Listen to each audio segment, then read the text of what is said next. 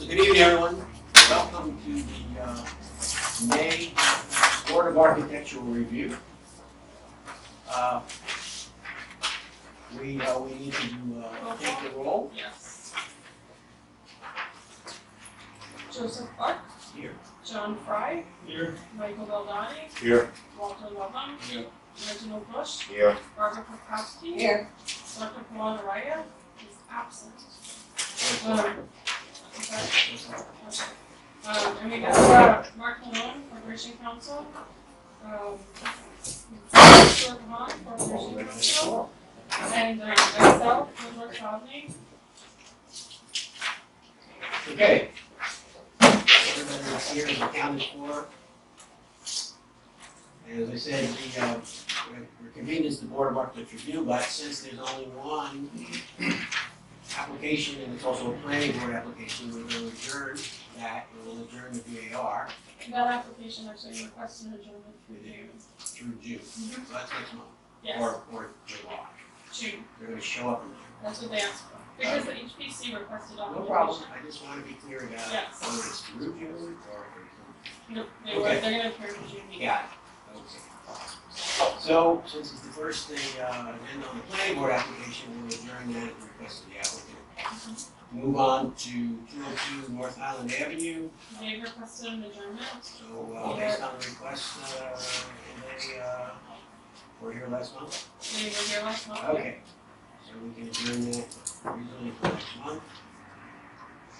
And the next thing I was, Mr. Baker, Croton Avenue, can we somehow get a number for this? for, Mr. Baker is not over.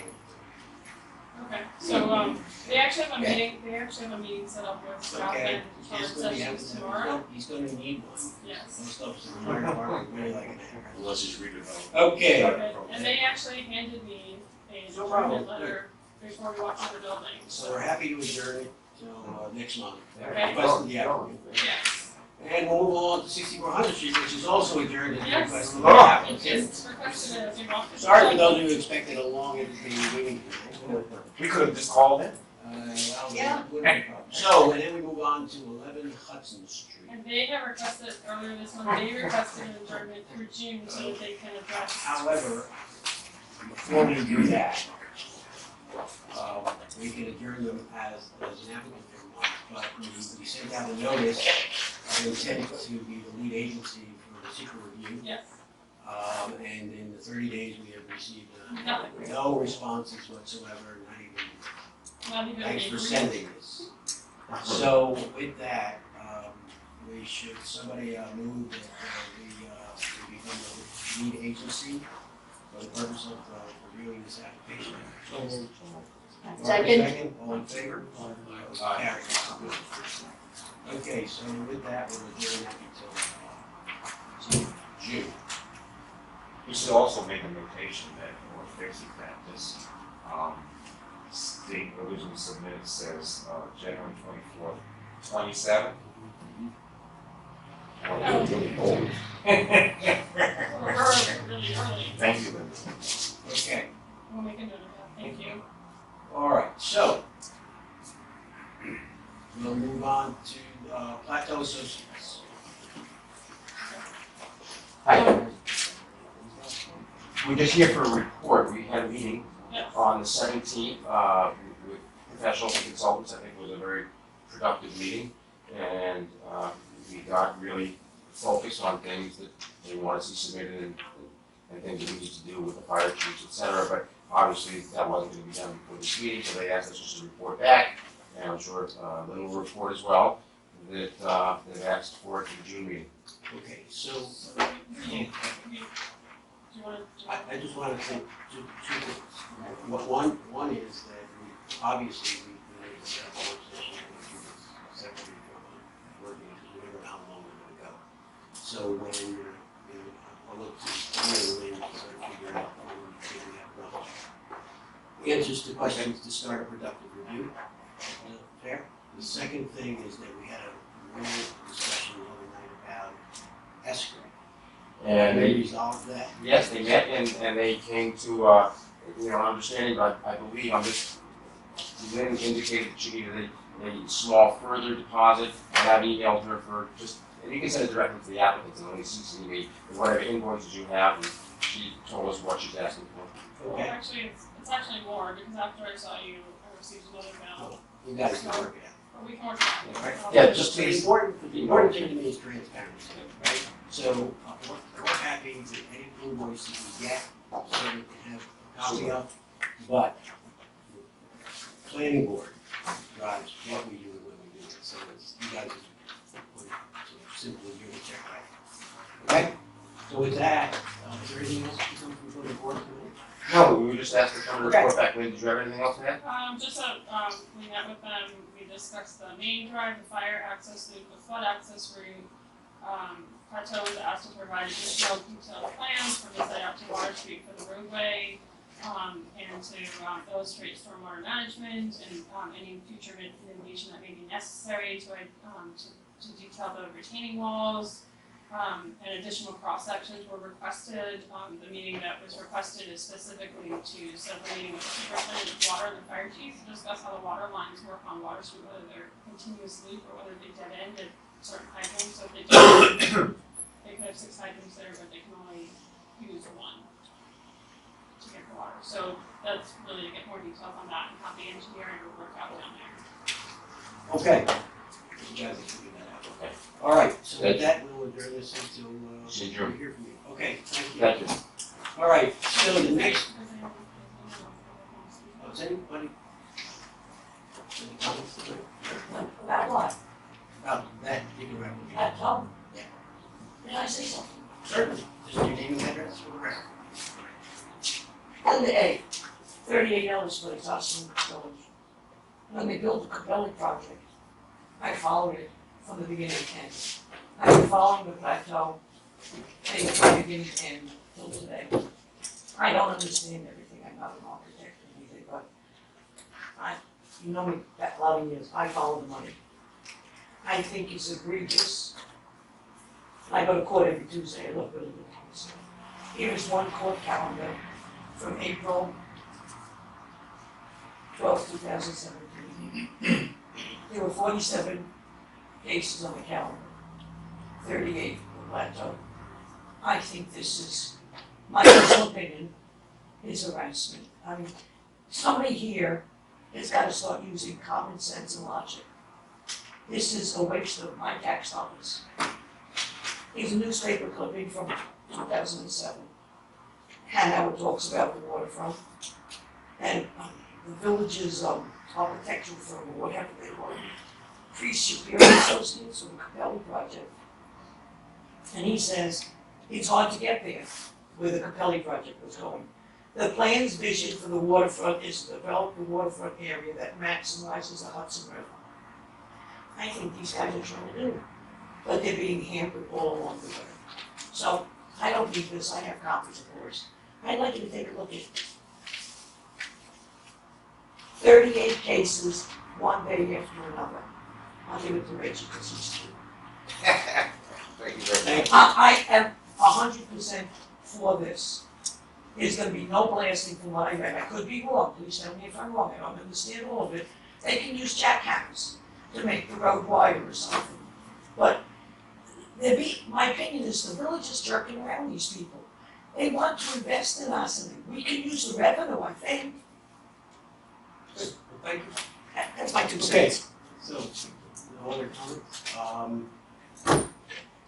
We'll move on to a, Stuart. Thank you. Thank you.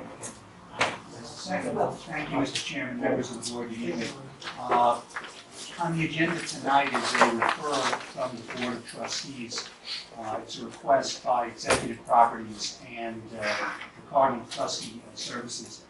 Dan Lau, who is the attorney for Cuddy Fader for Cardinal Trustees, here tonight with a representative from the applicant as well. They are seeking a zoning change amendment and the specific property we're talking about is at 145 North Highland, which is the old St. Augustine's Rectory building. And what the, as you may know, Cardinal Trustee already has a school at 155 North Highland. What they are proposing is to construct a similar school at 145, but it would be a residential school that confers degrees. The T-zone, while it permits schools, does not permit residential schools, which is what this would be. So the applicant is looking for a change to the zoning code. They were before the Zoning Board of Appeals, and I know the Deputy Court Counsel Malone was involved with that. And the determination by the applicant at that point, based upon discussions with the zoning board, was to proceed with an application for an amendment to the code. And the Board of Trustees at last week's meeting issued a resolution to send it to the planning board. One thing that I wanted to indicate to the members of the board, because it was something that was discussed a great deal by the Board of Trustees, we're expecting a housing survey from Kevin Dworka, probably this early June is the anticipation. That would be the draft of the final by the end of the month. Mr. Dworka's report will deal with zoning issues and will deal with various districts. Once we have that report, even in draft form, we will file it and send it over to Lynn and to the members of the board as consideration in terms of how it impacts here. But what we've sent over to you today is the PowerPoint presentation that was made by Cuddy and Fader, the applicant, to the Board of Trustees, plus the 2 submissions by the Board of Trustees as well. And as I said, I have Mr. Lau here, and we just wanted to get it over to the board so that they can start whatever process they want. But as indicated, this was before the ZBA. There was an application there, and more correctly, I don't think there was ever any formal resolution issue. It was effectively viewed that it would not have proceeded, so that the thought was to then proceed. So the current McCluskey home Right. is just a home for children, and there's no scholastic activity that takes place there? Can I, Mr. Rao? Sure. So good evening, for the record, Daniel Lau with the firm of Cuddy and Fader. I'm joined this evening by the Chief Operating Officer for Cardinal McCluskey, Dr. William Marcello. So it is actually a school. It does grant degrees, and students come from all over the county through the county of Westchester, and they are.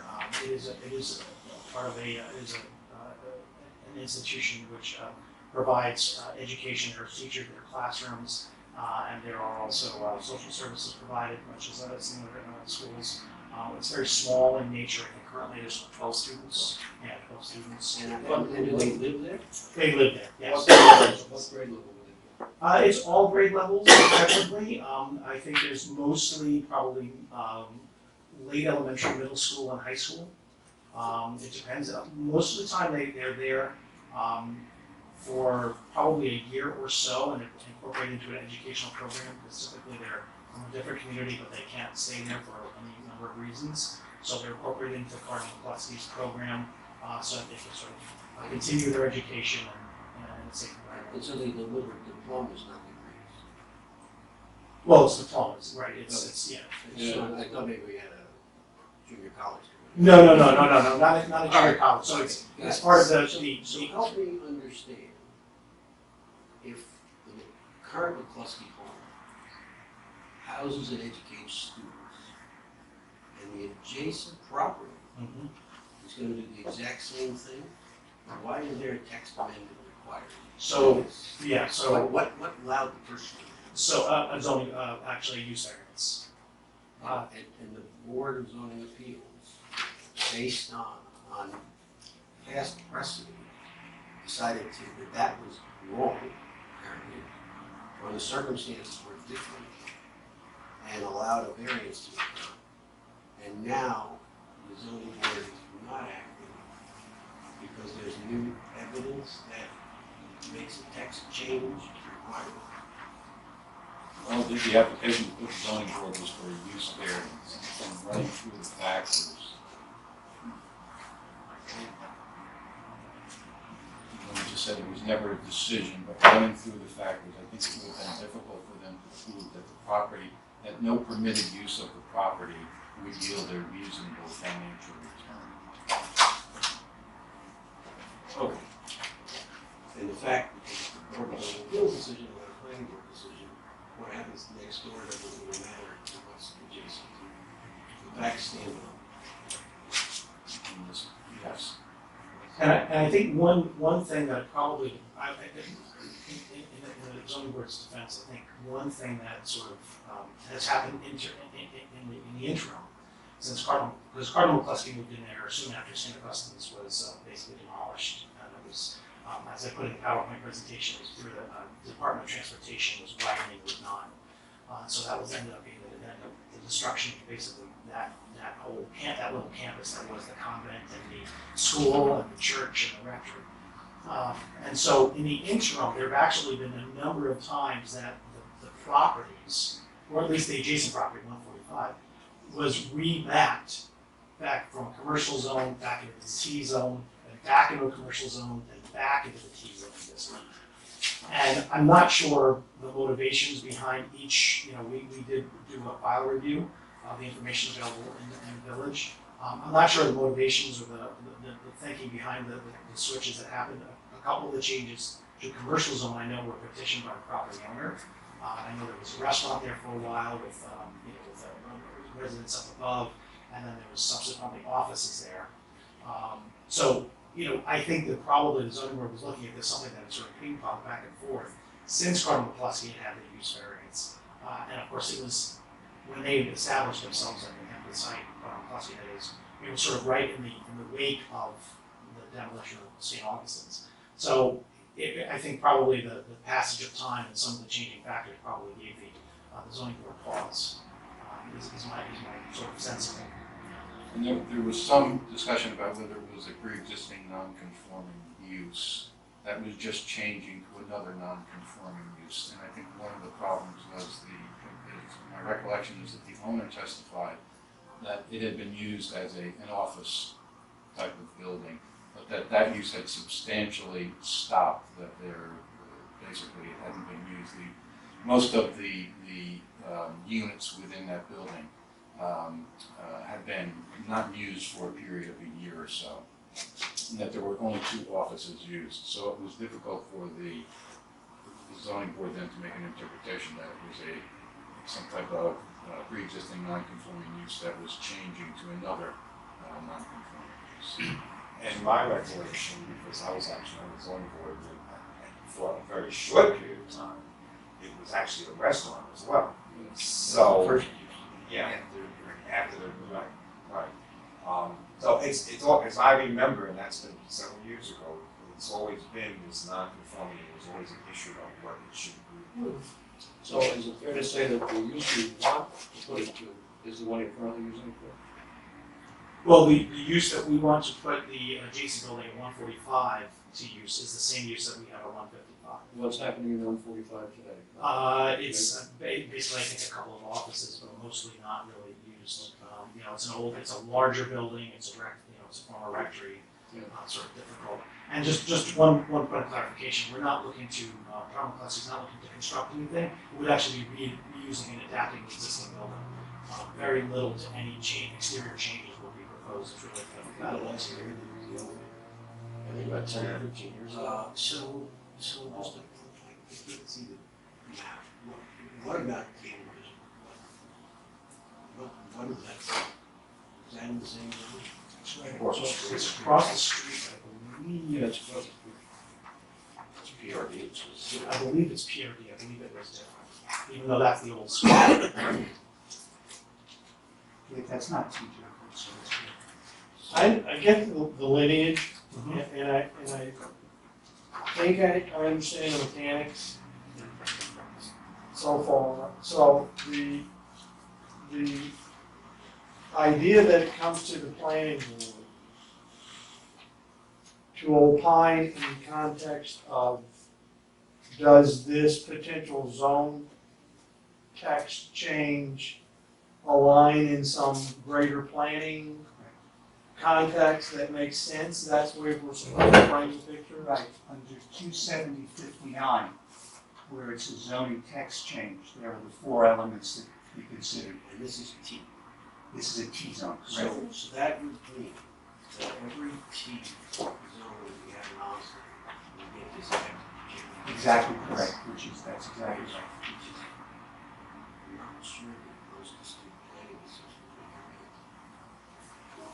a Well, I mean, that's part of the dialogue, and I think the first snapshot discussion about the Spring Street, is, Right. what are the, right, what are the T zone, what are all the potential T parcels affected? Right, so actually, it's, and I know, you know, Well, this was just put in your what does that hands. really mean? I know this was all just put in your hands about 20 minutes ago, but I actually went through that in our March submission, taking a look at this 4 different areas in the village that are classified in the T zoning district. You know, from looking at it, you know, the T zoning district is really only allows 2-family homes by right. So, but there's a lot of different uses that sort of get in there. But I'm sorry. No, so, okay, I follow your thread, but, so if we were to apply this logic, and we decide it's a school, where you have to live, right? Right. The primary use is education, not residence. Correct, yes, it's, the residence is accessory. So what would our prescription be if somebody wanted to put a private school anyplace? Meets bounds, and, you know, minimum acreage, what kind of recreational activities, screening, et cetera, parking would be Traffic required. circulation. Because I think if we're gonna change the text of the ordinance, we have to think about, and we know what the use is gonna be, and this is rather specific. Mhm. What would it mean to do that? Right. And not impact negatively the surrounding neighborhood? So private school or schools, educational uses are permitted, especially permitted in the zoning district. As a general rule, schools are required 3 acres. What we've proposed here though is that where there's reuse and an adaptation of existing buildings, that it could be smaller, with planning board review, that that size requirement could be waived, given the size that that you have an existing sort of use in. Yeah, but I guess that would mean that whoever decided those minimum requirements was capricious when they decided, right? Because they said this is the minimum we have to have, so why would we shrink it? That would be a Board of Appeals issue, to my mind. Area variance. You know, I'm just trying to, I get the idea, I'm completely familiar with that area. Mm-hmm. But I'm more concerned about the broader impact to the T-zone. Because once you do something that alters what the essential character is, then the Board of Zoning Appeals does get the ability to remove it. And some things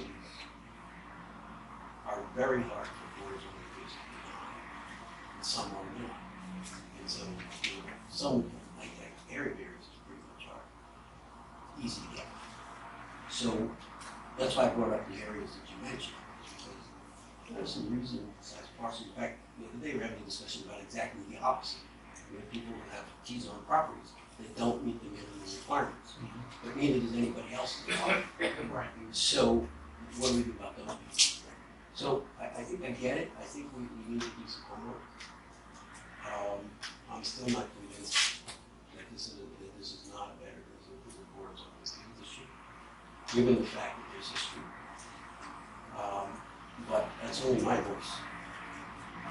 And that can certainly be the recommendation of the board. I mean, ultimately, you know, we'll come back to the board of trustees, which will hold whatever hearing has to happen. I think we ought to do what they asked us to do, outline here the pros, here the cons, and here's why we came to the conclusion we did. Right. And we'll see where it goes. And maybe it is an opportunity to further refine the zone that could accommodate something good. Or not, but it may be an opportunity. Are these students special students in some way? Oh, you mean if there's special needs in some way? Well, yeah, I just say that's one of them. Well, yeah, except that what we're talking about doesn't play into that. No, I know, I'm just asking. So I don't think it's relevant that, you know, I don't know. I wouldn't want that to cloud the decision. That's No, what I'm saying. that's not part, no, that's, no, okay. I'll. Neither is or is. Okay, yes, Just to add some clarity, so finally. So, educational uses, elementary and secondary school are currently conditional uses in the T zone. We're not adding it. What the code is silent on is when it defines the, elementary and educational secondary uses, it leaves out, omits or silent on the, residential component. And so they didn't fit under just elementary or secondary uses, and when you go to specialized schools, it specifically says that they're not a degree granting institution, which they are. So they're, Oh, right, they are, they're going to be They're not. just diploma. Even with diploma, that's not a degree. There's a difference between a degree and a diploma. Okay. And, Well, well, I think in all That's fairness, not- under New York law, educational uses are supposed to be allowed in all zoning districts. So I'm guessing if they put them in construct in construction with New York law, That's it fine. means I think that's fine. educational But institutions. so then the debate becomes, can you have residential use? Meaning the kids would live there. Which means kids who live there, which is not a multi-family. I'm not sure what you would describe this as. Usually, in cluster themed places, we used to call them kind of group homes, are pretty much exempt from our local zoning as well. Which are different in this sense, in this thing, right? It's not- I think that's how it was promoted the first time. But anyway, so you are not, I don't quite frankly know in the general sense of the word how this is not a group home. I mean, it doesn't have the usual inferences where there's a support staff, which there is in this case, but it's not a fraternity. The fraternity is really a group home as well. Okay? So there's people, unrelated people living together as a family unit. And presumably that's what happens after school. And I'm just thinking this through, and I'm gonna beg to differ with you about whether this has any bearing on whether they're special students or not. Because, and I've seen cases like this, if there are special needs for these children, depending on what that need is, you can get a lot of pushback from the neighborhood. So I beg to differ, it does matter. And I think that's fair. The problem is that pushback from neighborhoods don't count in that. Like, the best they can do is come up with alternative locations, and you get 90 days to do it. And if you can't come up with something that's satisfactory to the applicant, it happens. Okay, because otherwise there'd never be any in any neighborhood, right? And so, but I think we want to think about this in terms of once we change the text of this, it happens automatically. Unless, as John said, we put some parameters, a minimum of 3 acres. They don't have 3 acres. No, it's a minimum of 2 acres, right? If it were a school today, freestanding school, which is allowed in the zone, what would the minimum square footage be to do it? Right. And if it doesn't meet those requirements, then it just doesn't meet those requirements. Right. So, and I don't think any text change is going to fix that problem, right? Because what it would do is it would say, okay, I could do this if I had the right square footage, but I don't, so I'm going to go see the Board of Zoning Appeals, and I'm going to ask them what they think. Right? And so I think we just, it seems in this case, it makes sense to do, at least in my mind, and I would be much more comfortable with a variance route because it's specific to that particular property, or that specific thing. But when I put a text amendment in, now it's open to anybody who can accumulate any part of this thing. Why would you be doing it this way instead of getting a variance?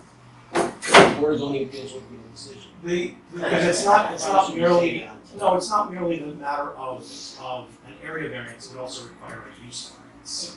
So that's, and they felt it was, they actually said it's more of a matter for the Board of Trustees, and that we should take it to the Board of Trustees for an overall review, and it's just, more of a policy decision. It just doesn't seem to make sense to create the entire change, because you're really focusing on the one property.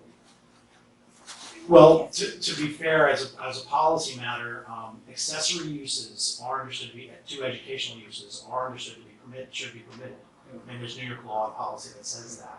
So right now, it's not a permitted use in the zoning district, and we felt it was the best to make, but in a limited. It's the code is silent on residential. Our zoning code. Our zoning code is silent on residential component of So schools. let's, like I asked the lawyer this question. So when the code is silent, does that mean it's not approved?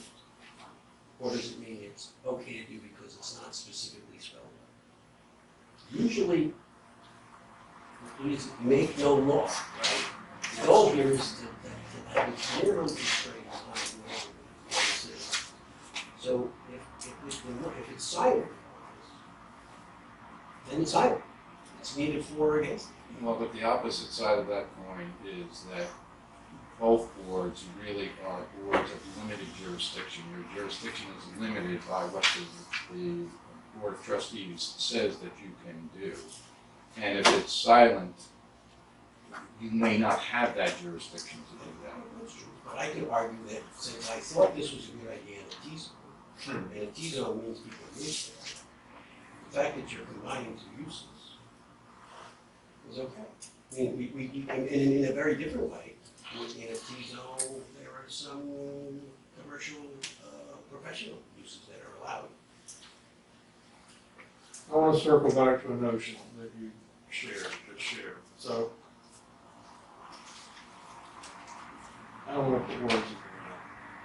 I'm trying to ask this like a country. Draw out. When you say New York State law, how did you characterize accessories? Doesn't in school uses? How did you just phrase that? Well, educational uses are encouraged by New York State law and policy to be in every zoning district. They should be allowed. I got that. Because of the benefits that it promotes generally. Right. And that accessory uses, such as adornment, things like that, are included under the umbrella of educational use. Okay. So simply saying that, yes, the school's allowed, but only between these hours, and no other accessory uses to it, that can So, And so support that the notion educational service. supports historically, this is the part I was hoping you would go out. So historically supports the idea of boarding schools. well, that's sort of what I'm trying to figure out. I mean, I think that's true, but I don't know that's true, and I don't know, so I could, maybe it's a wonder for them. You should come back and provide us with documentation that supports that notion, that our liberty to review, and that might be the answer to this question. Now, that said, I don't know that there are other parameters that because you're now looking for a school, regardless of whether you're in there,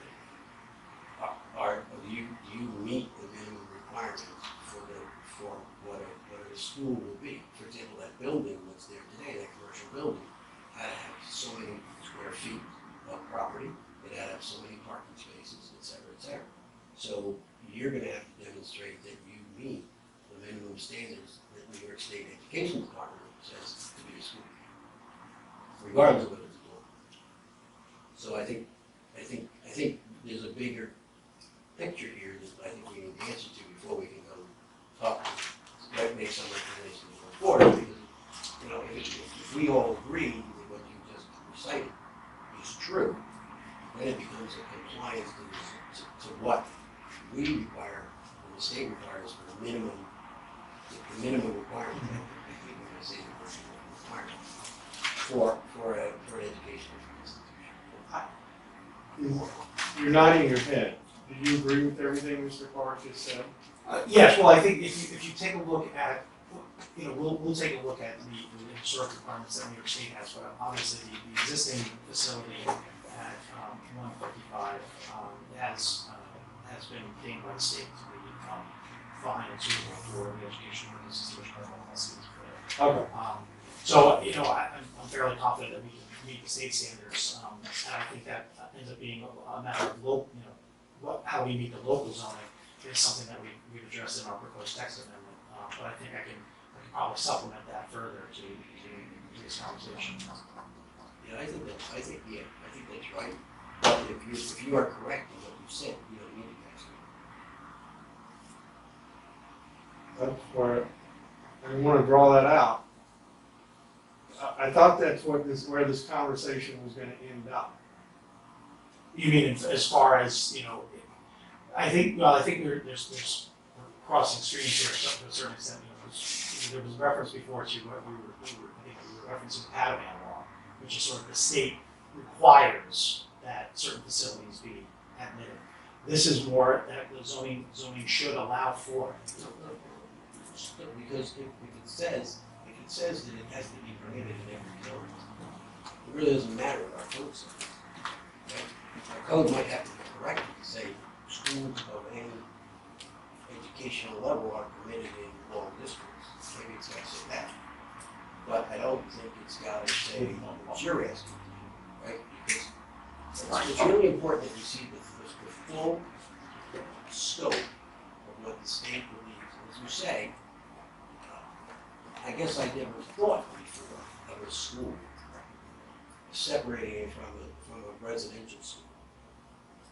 You know, I mean, we've had schools all over us that predated, where we had secretarial schools, people lived there, we had Squire School, we had all these things, people lived there.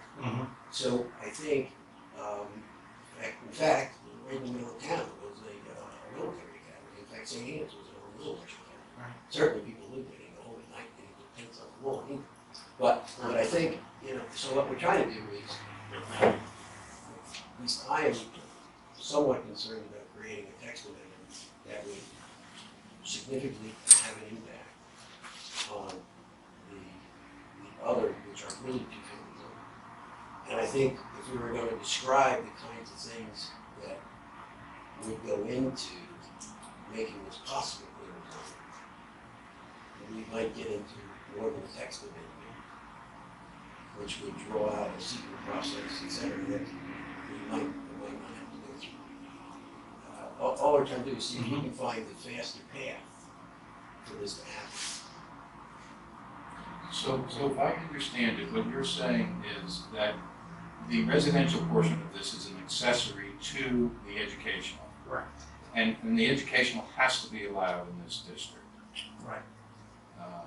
So it would seem if there's case law that says that perhaps our code is not, our code doesn't specifically say that. And would a text amendment then which says schools of any nature, including residential schools, are permitted. I mean, that would sort of clean it up rather than him having to go back and saying, okay, McLeod v. McQueen Right. says this, and so I'm relying on case law. No, I think that's okay. I just want to see something in writing that gets us. Absolutely, understood. And I want to see something in writing that, because, and then I worry what I said before, so if schools are permitted, what are the minimum requirements of the school? Oh, here's the other thing that you may be able to do. If, and I'm not saying, I'm not casting aspersions on your credibility. If that's what the case law says, then maybe instead of a text change, maybe they can go back to the zoning board and say, okay, we need an interpretation. Here's what case law in New York State says.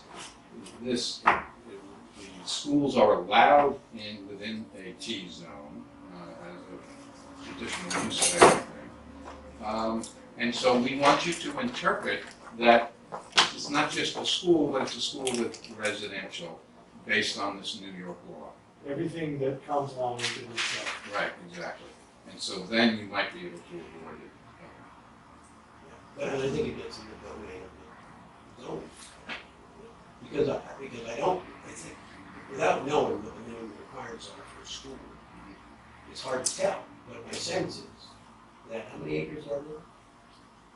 Over an acre? A little over an acre in both I'm parcels. gonna guess, you don't meet the minimum square footage for. only 5. 25, so it's under an acre. Oh, it's under. Yeah. It used to be bigger, but they sold one of the old garages. Right. No, pretty much the property part, so.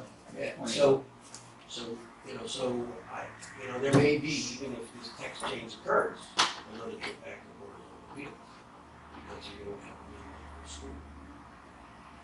Well, that's why we incorporated in our proposed amendment that where there's adaptive reuse of existing building, that, certain those requirements would be waived. Yeah, except that that's what impacts the neighborhood. You mentioned that there will be no construction. would both properties be linked through any kind of common driveway, or do you do anything with, There's an access? existing stairwell that connects the two properties, it's historically there from when it was a religious campus, but Cardinal McCloskey honestly wants to keep them separate. It's convenient to have them next to each other. The only thing we had sort of discussed, in putting this together is potentially just allowing some parking to be on one parcel and people being able to walk over the other. But in some cases, people visiting the sites will probably go to one building, will go to the other. But overall, the faculty, staff, we think will be separate, and it won't be a campus, it'll just be. And it's only one way out, is go directly up one River Street. Right. Well, yes. So that property, yeah. But you can't do it on the other property. No. Not to belabor this, but one of your strategies in crafting the language that embrace good planning practices, potentially good planning practices, was this leverage to accommodate potential existing buildings and reuse them and then gain some incentive, use that as an incentive to potentially look at smaller parcels. Because, well, it is, because the idea would be that, what is a school? Sometimes schools can be rather large, sometimes they're small. And so in our case, it's looking at, in the planner's toolbox, when you say it's gotta be a 3-acre school, there's not really a link to the size of that school to that 3 acres. So that's why we felt. I think it's clever. It could come to the planning board and say, look, as a site plan, a school of 12 students who aren't driving cars, this makes sense. And that's why, because the 3 acres didn't seem to have a connection with any actual size. So in my mind, that's potentially one of the refinements that might be a positive. There's an opportunity to create a new layer of positive possibilities, but it would still, and you've done the legwork, it would still be interesting to get a perspective on how many parcels that potentially affected or Yeah, I get that, but since we all know where this is, and it's on Route 9, it doesn't seem to have a negative impact on anyone. No. But if I were to put it in the middle of Everett Avenue, it would be a different story. Maybe, And that's why a text change. unless it's say the existing building. We also made sure that the review of any of these would come back to the planning board. And then in the context of the zoning district, there are senior facilities, are also specially permitted already, senior multi-residential facilities. So, or just, Okay. there's facilities. All right, so you're gonna do some homework, get it guys now? Sure. Have you employed this strategy anywhere else? Just out of curiosity. I think it's sort of one of those things that I've seen in other codes. I don't know that I personally, advocate for a project like this particularly, but I think I've seen things like this in other codes. So I can try to take a look at that as well. I don't really think, it doesn't talk specifically, I don't think this specific one is the issue. Right. I think it's how it impacts everything The else. collateral damage. We should use that word. Well, it was Collateral potential is. well, it was something that was. It's unintended consequences. And I think, sure, but I understand, but I think that concern was voiced by the board of trustees after we met with them, and that's what I think you'll see on March submission. We attempted to address many of those questions. Good. Thank you. Any other questions from the board? No. Any other questions? Okay, so we don't adjourn anything. We're just going to this information. Appreciate your time. Okay.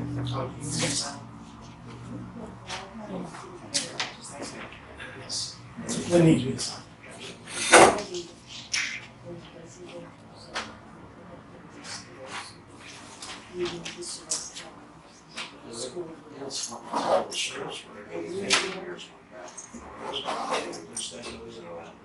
We must change Okay, so did everybody get a chance to review the minutes? And we have a resolution that should be tonight, right? Only the one that was the only one that had changes. Okay, We didn't have now, but everything else was all right. in there. So why don't we just highlight the changes where it's. It was, 35. I mean, on some misunderstanding. That was the- I think George Tremelli added, signage site, to what they were requesting. Right. If you recall, they wanted to put that, Sign, yeah. and there was some, you would ask the question about lot 71, whether they had the legal right to put the sign on there and who's gonna get back. We could probably put some language in the resolution that says, I think it's understood that you can't put a sign in someplace. Oh, that's that fine, doesn't I have mean, legal right. I mean, you can't put a sign on somebody else's property. but, Right. I mean, I would just consider him forewarned.